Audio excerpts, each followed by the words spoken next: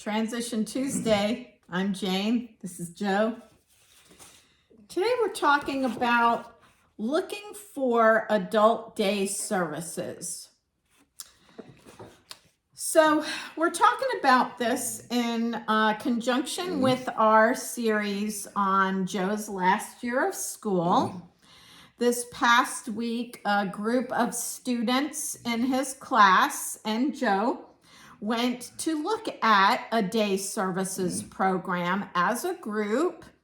The students went in one group and some parents went in another group.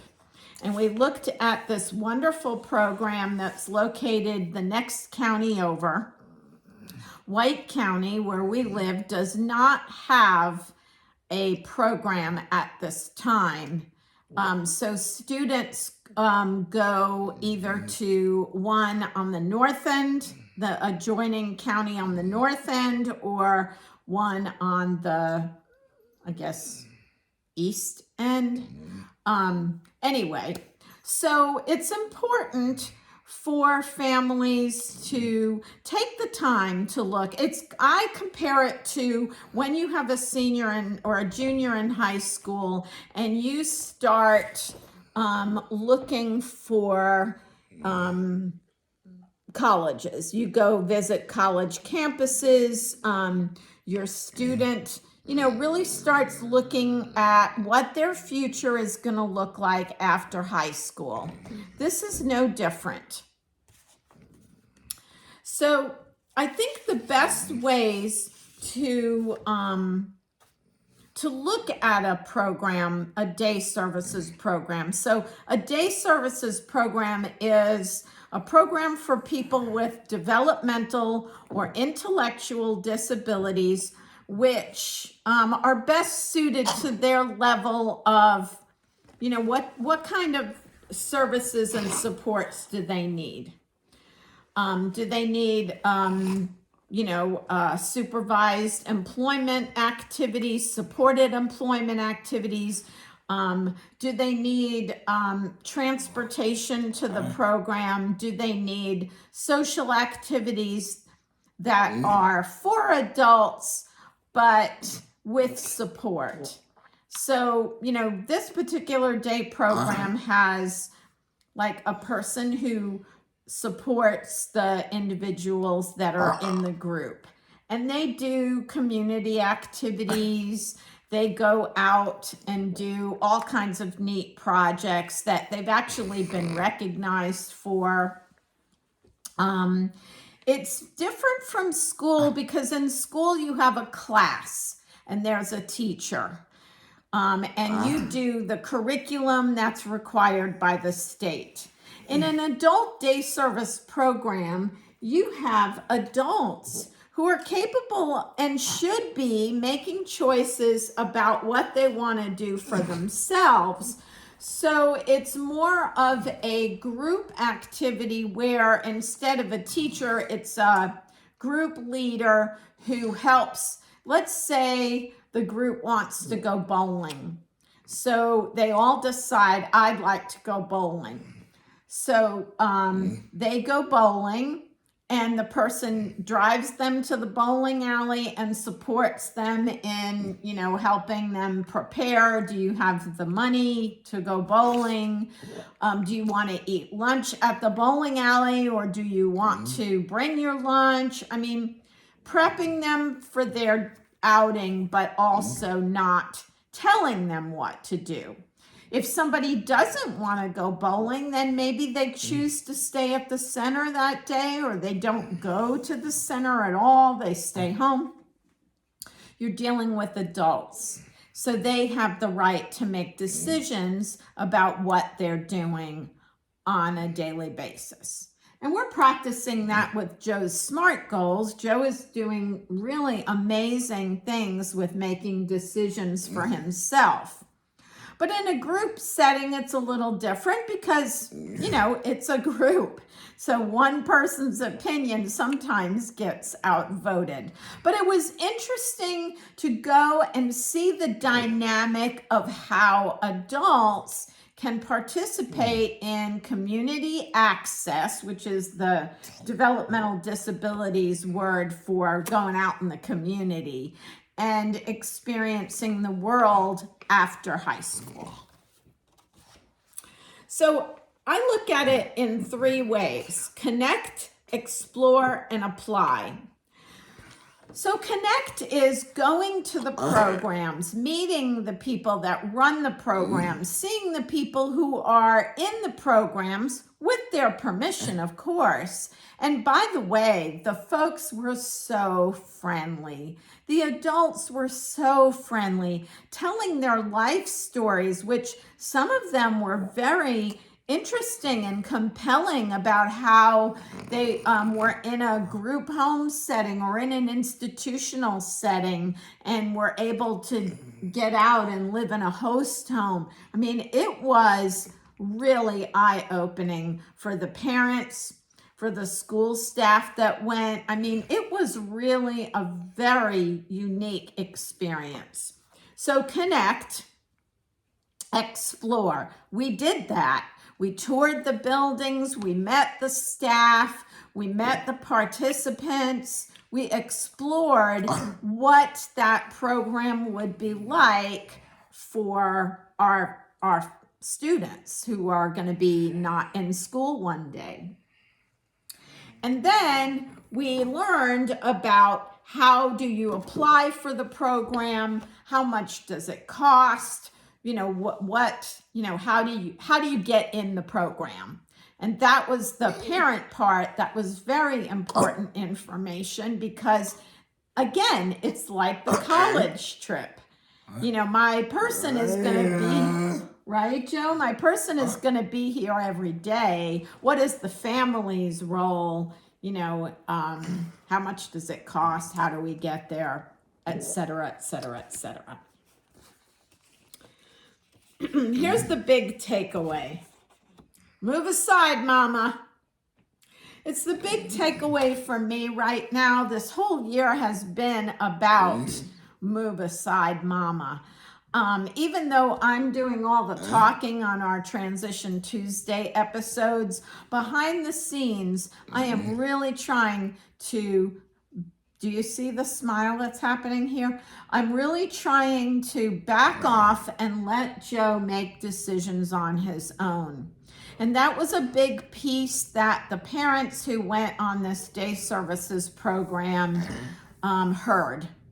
That, parents, especially with some of the older day services, day program services participants, their parents are gone. And that created a big life change for them. So their participation in the day program has a different relevance than it did when they had the option of staying home with mom all day. When mom's gone, what then? I mean, it was pretty eye-opening. And I think the sooner that Mama can learn how and when to begin to move aside, the better it is for the person that, that they brought. I don't want to say child. I'm trying to figure out how to say that. For their person. The better it is for their person, because independence for a person like Joe is obviously different from independence for Joe's sister.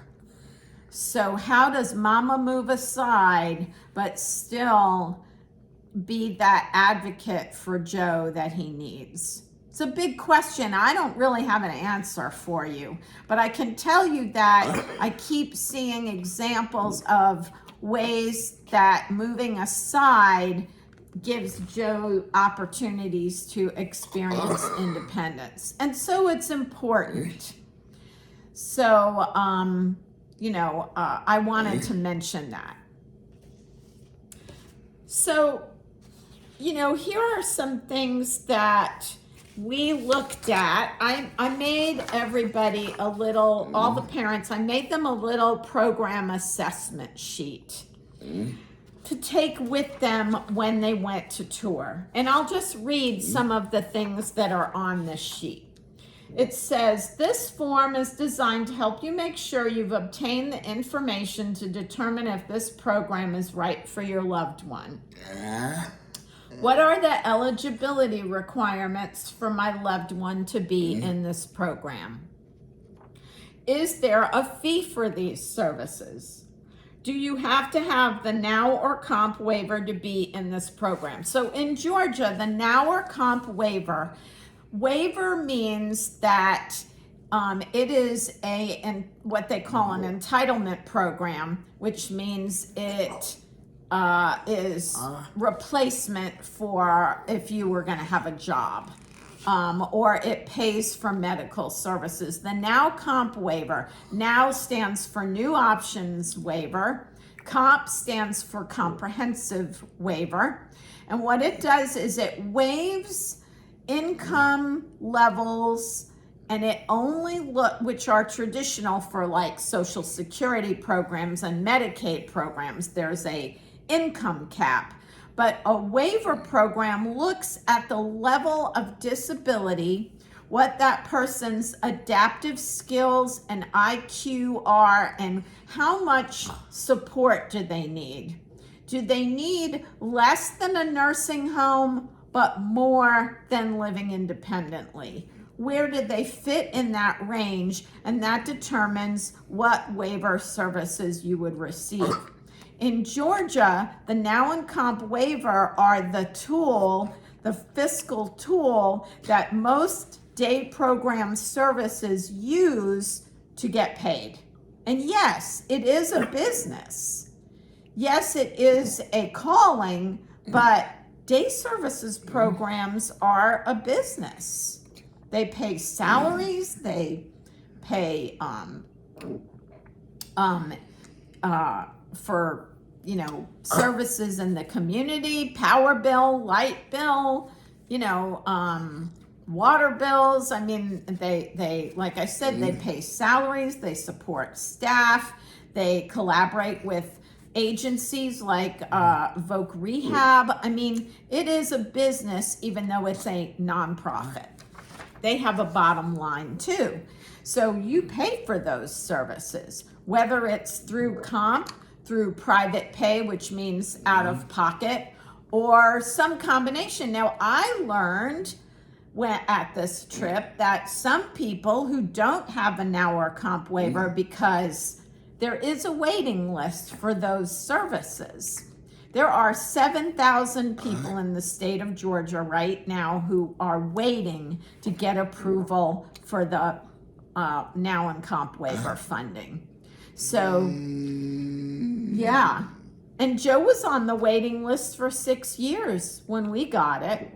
So there's a long waiting list. So what happens if you graduate from high school and you're on the waiting list, but you don't have a waiver? Turns out that this particular program, which is, by the way, the AVITA program, the AVITA IDD program, they allow people to use another kind of grant fund called a family support grant. It doesn't allow you to go 5 days a week because there just isn't enough funding for that. But at least, I didn't know this, you could go if you have a family support grant.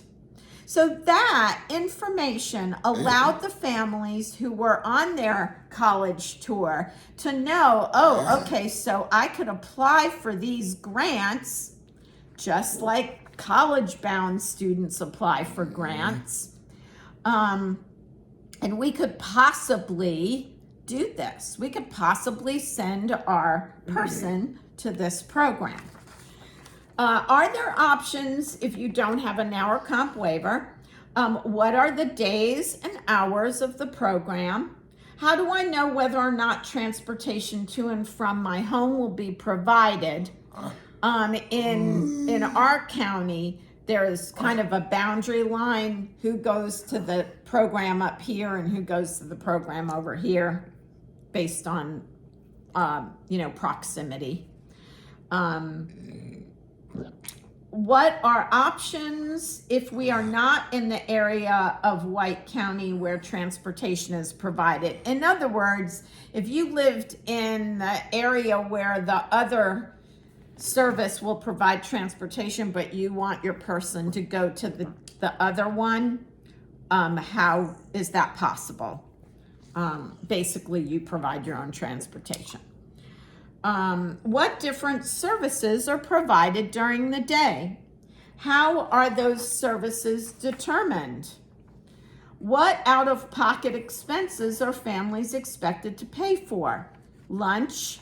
Turns out the answer is lunch, travel. But I mean, these are the questions that the families were asking. What if my loved one doesn't want to come Monday through Friday? Will my loved one have a case manager? Who do we report problems or issues to? Is there a waiting list? How do we apply for the program? And my student is still in high school. When should we apply?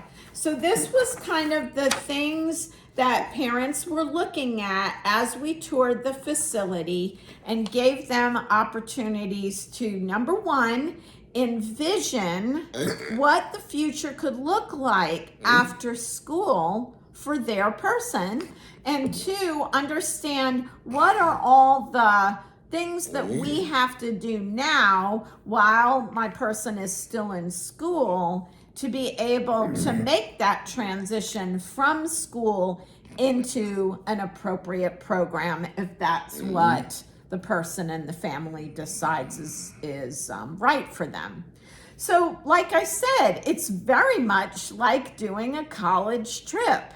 You're looking at what is my child going to do when they graduate from high school? You know, what is going to be the quickest pathway to where they want to get to as an adult, right? That's really what it is.